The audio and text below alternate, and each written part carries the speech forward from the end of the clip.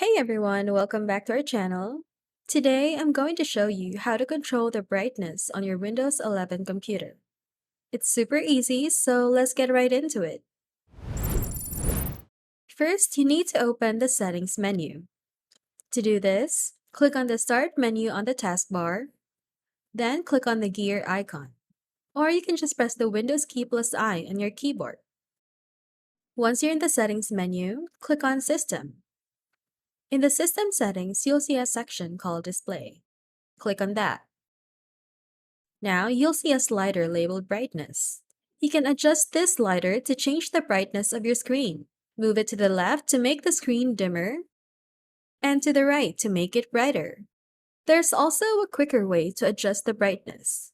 Click on the network sound or battery icon at the bottom right of your screen to open the Quick Settings panel. Here, you'll see a brightness slider at the bottom.